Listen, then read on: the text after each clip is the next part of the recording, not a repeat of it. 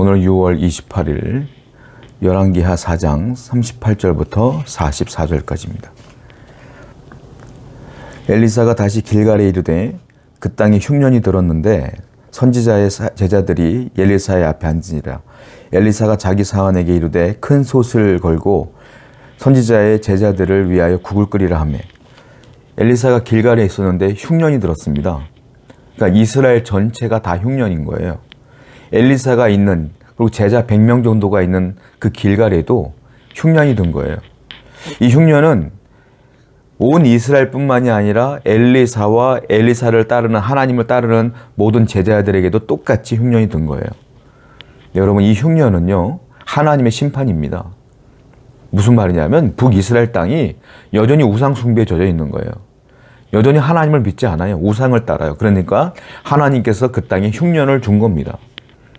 그 죄로 인한 심판이 온 거죠.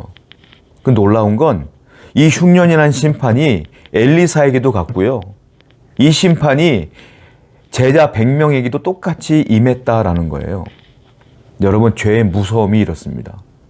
죄를 지었기 때문에 그 주위가 다 심판의 대상이 되는 거예요. 죄의 파급력은 무섭습니다. 여러분 한 명이 죄를 지으면요, 여러분들 때문에 주위에도 다 심판이 임하는 거예요. 그 죄가 영향력을 끼치는 거예요. 반대로 성도의 선한 영향력도 파급력이 대단합니다. 여러분들이 예수 그리스도를 믿음으로 선하게 살아가고 착하고 아름답게 살아가면, 여러분들이 소금과 빛의 역할을 감당하면 그 주위도 하나님의 은혜로 덮여진다. 어떻게 살길 원합니까? 예수님의 제자처럼 우리가 선하게 아름답게 소금처럼 살아가는 여러분 되기를 축원드립니다. 39절입니다. 한 사람이 채소를 캐러 들에 나가 들포도 덩굴을 만나 그것에서 들호박을 따서 옷자락에 채워가지고 들어와 썰어 국 끓이는 솥에 넣되 그들은 무엇인지 알지 못한지라. 엘리사가 식사 시간이 되니까 가마솥을 걸어놓고 국을 끓여라 라고 제자들에게 얘기를 했어요. 그런데 국을 끓이려면 채소를 갖고 와야 되는데 채소를 가지러 어디를 가냐면 들로 갔어요. 여러분, 채소는 어디서 납니까? 밭에서 나죠. 근데 밭이 다 메말랐다는 거예요. 흉년 때문에. 그래서 밭에서 채소를 구할 수가 없어서 들로 나간 거예요. 들에 나갔더니 들호박이 열린 겁니다.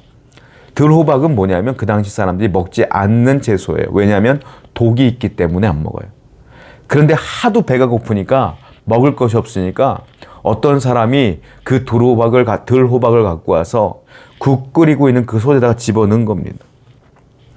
아주 비참한 장면이에요. 먹을 것이 없는 비참한 장면. 하나님의 은혜가 떠나가니까 밭이 황폐해지고요. 하나님의 은혜가 떠나가니까 채소가 나질 않아요. 이게 비참함이에요. 하나님의 은혜가 떠나가는 게 비참함이에요. 성도 여러분, 하나님의 은혜로 더불어 사는 게 정말 하나님의 복이고요. 하나님의 은혜가 나를 떠나면 비참한 저주라는 거예요. 우리는 항상 하나님의 은혜의 그늘 아래 거하는 여러분 되어야 될 줄로 믿습니다. 40절입니다. 이에 퍼다가 무리에게 주어 먹게 하였더니 무리가 국을 먹다가 그들에 외쳐 이르되 하나님의 사람이요 솥에 죽음의 독이 있나이다 하고 능히 먹지 못하는지라. 누가 그 들호박을 끓이고 있는 그 솥에 있는 국을 먹었어요? 맛이 이상한 겁니다. 어떤 몸에 이상이 왔나 봐요. 소리를 지르기 시작합니다. 하나님의 사람 엘리사요, 누가 이 솥에다가 독을 풀었습니다. 이 국을 먹는 사람은 다 죽습니다. 라고 소리를 지르기 시작했어요. 자기들이 먹고 살려고 했던 행위거든요. 이거라도 먹고 살려고. 그런데 이거라도 먹고 살려고 했던 그 행위가 사람들을 죽이는 행위가 된 거죠. 독이니까요. 일부러 독을 탄 게 아니에요. 먹어도 될 것 같으니까 넣었다가 이 모든 일들이 벌어진 거예요. 살려고 했는데 죽을 일이 된 거예요. 이게 사람의 한계예요. 사람은요, 계산합니다. 판단합니다. 그리고 경험으로, 지식으로, 알고 있는 것으로 내가 결정을 합니다. 그런데 내가 잘 되려고 결정했던 그 모든 것들이 어쩌면 나를 죽이려고 하는 결정이 될 수 있다는 거예요. 그러므로 성도는 하나님께 묻는 자가 되어야 되고 먼저 기도로 하나님께 나아가는 자가 되어야 된다라는 거예요.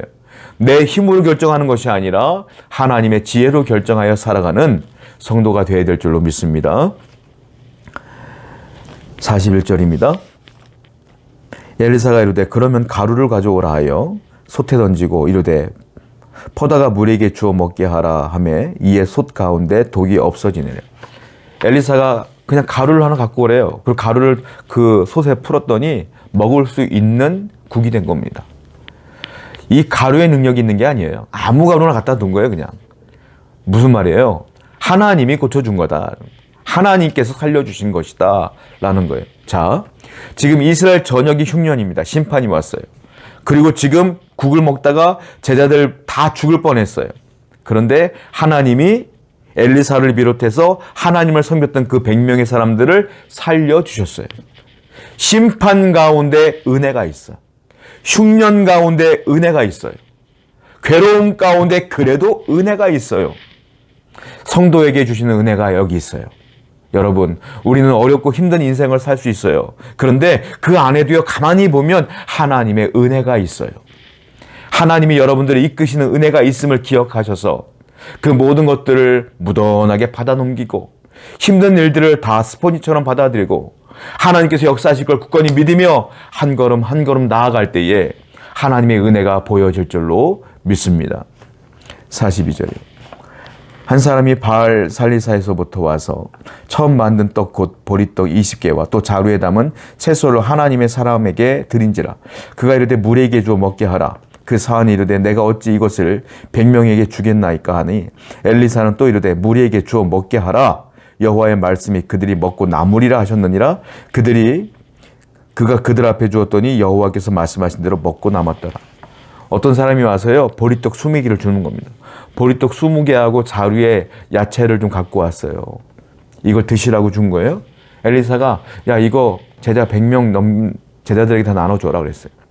그래서 사환 게하시가 이렇게 물어요. 주인님, 지금 떡은 20개인데 제자는 100명이 넘어요. 이걸 어떻게 배불리 먹을 수 있겠습니까? 이걸 어떻게 먹을 수 있겠어요? 차라리 주인님 혼자 배불리 드시는 게 어떨까요? 이런 식으로 얘기한 것 같아요.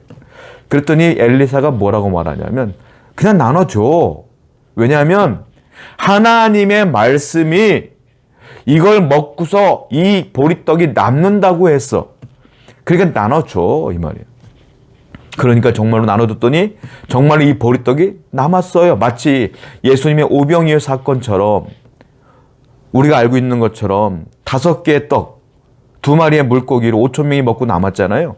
그 사건이 벌어진 거예요. 떡 20개 가지고 100명이 넘는 사람이 먹고도 배불리 먹고도 남았어요. 자, 여기서 중요한 게 있어요. 왜 엘리사는 이 20개의 떡을 100명에 나눠주라고 했을까요? 자, 인간적인 계산으로 보면 불가능한 거예요. 이건 계산으로 불가능하고 판단으로도 불가능하고 상식으로도 불가능해요. 그런데 엘리사가 그렇게 하라는 이유는 뭐예요? 하나님의 말씀이 이 떡을 먹고 남는다고 했다. 그러니까 나눠줘라. 기준이 뭡니까? 하나님의 말씀이라. 아무리 생각해도 20개 가지고 100명이 못 먹지만 하나님의 말씀이 먹고 남는다고 했으니까 나눠주라 이거예요. 말씀이 위에요. 말씀이 중심이에요.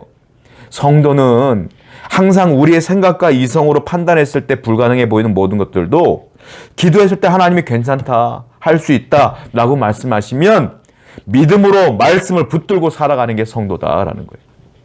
오늘도 하나님 말씀을 붙들고 승리하시는 여러분 되기를 축원드립니다. 기도하겠습니다. 하나님 아버지, 엘리사처럼 늘 말씀의 붙들림을 받고 살게 하여 주시고 하나님의 은혜 가운데 거하는 성도 되게 하여 주옵소서. 예수님의 이름으로 기도드렸습니다. 아멘.